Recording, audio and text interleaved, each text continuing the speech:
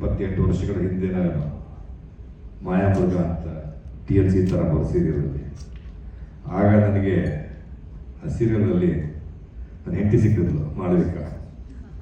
So ಅಲ್ಲಿ ನಾನು ಮದುವೆ ಆಗಿದ್ದು 28 ವರ್ಷ ಆದಮೇಲೆ ಈಗ ಮತ್ತೆ ವಸುದೈವ ಕುಟುಂಬದಲ್ಲಿ ಮಾಡ್ತಾ ಇದ್ದೀನಿ. ಇವಾಗ ಹೆಂಡತಿ ಸಿಗೋಕ್ಕೆ ಸಾಧ್ಯ ಇಲ್ಲ. ಹಾಗಾಗಿ ನನಗೆ ಅದ್ಭುತವಾದ 4 ಮಕ್ಕಳು ಸಿಕ್ಕಿದ್ದಾರೆ.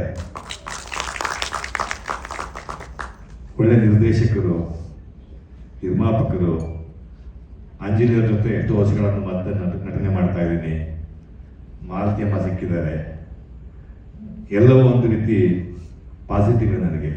ಹಾಗಾಗಿ ನಾನು ಇಲ್ಲೊಂದು ಬಹಳ ಪಾಸಿಟಿವ್ ಪಾತ್ರ. ವಸುದೈವ ಕುಟುಂಬ ಅಂದರೆ 4 ಜನ ಹೆಣ್ಮಕ್ಳು, ಎಲ್ಲರಿಗೂ ಗಂಡು ಮಕ್ಕಳು ಬೇಕು ಅನ್ನೋ ಕಾಲದಲ್ಲಿ ಹೆಣ್ಮಕ್ಳು ಇಟ್ಕೊಂಡು ಹೆಣ್ಮಕ್ಳಿಂದ ಗಂಡು ಮಕ್ಕಳ ಥರ ಬೆಳೆಸ್ತೀನಿ. ಅವರ ಜೀವನದ ಆಸೆನೇ ನನ್ನ ಆಸೆ. ಅವ್ರಿಗೆ ಏನು ಬೇಕೋ ಅದನ್ನು ನಾನು ಮಾಡ್ತೀನಿ, ಅದನ್ನು ಪೂರೈಸ್ತೀನಿ. ಅಪಾರವಾದ ಪ್ರೀತಿಯನ್ನು ತೋರಿಸಿ ಮಕ್ಕಳನ್ನು ಬೆಳೆಸಿ, ಅವನ ಕೆಲ ಆಗದೆ ಇದ್ದಾಗ ಅವನ ಹೆಂಡತಿ ಅದನ್ನೆಲ್ಲ ತಗೊಂಡು ಗಂಡನ ಆಸೆಗಳನ್ನೆಲ್ಲ ಪೂರೈಸುವಂಥ ಒಂದು ಕತೆ ಭಾಳ ಇಷ್ಟ ಆಯಿತು. ಸುಮಾರು ಜನ ನನಗೆ ಬಂದು ಕೇಳಿದರು, ಮುಂಚೆ ಸುಮಾರು ಚಾನಲ್ಗಳನ್ನು ಕೇಳಿದ್ದಾರೆ ಪಾತ್ರ ಮಾಡಿ ಸರ್ ಅಂತ. ನನಗೆ ಯಾಕೋ ಆ ಸೀರಿಯಲ್ ಫಾರ್ಮ್ಯಾಟ್ಗಳಲ್ಲಿ ನನಗೆ ಅಭ್ಯಾಸ ಇಲ್ಲ, ಬರ್ತೋಗಿತ್ತು. ತುಂಬ ವರ್ಷ ಸಿನಿಮಾದಲ್ಲಿ ಬೆಳೆದ ಪೂರ್ತಿ ನಾನು. ಹಾಗಾಗಿ ಇಲ್ಲ ಅಂತ ಹೇಳ್ತಾ ಇದ್ದೆ.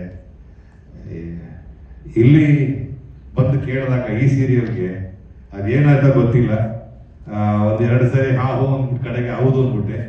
ಆದರೆ ನನಗೆ ಈ ಚಾನಲ್ನಲ್ಲಿ ನನಗೆ ಸಿನಿಮಾದಲ್ಲಿ ಏನು ಕಂಫರ್ಟ್ಸ್ ಕೊಟ್ಟಿದ್ದಾರೆ, ಏನು ಕೊಟ್ಟಿದ್ರು ಎಲ್ಲವನ್ನೂ ಇಲ್ಲಿ ಕೊಡ್ತಾ ಇದ್ದಾರೆ. ಆದ್ದರಿಂದ ನಾನು ಏನನ್ನು ಮಿಸ್ ಮಾಡ್ಕೊಳ್ತಾ ಇಲ್ಲ.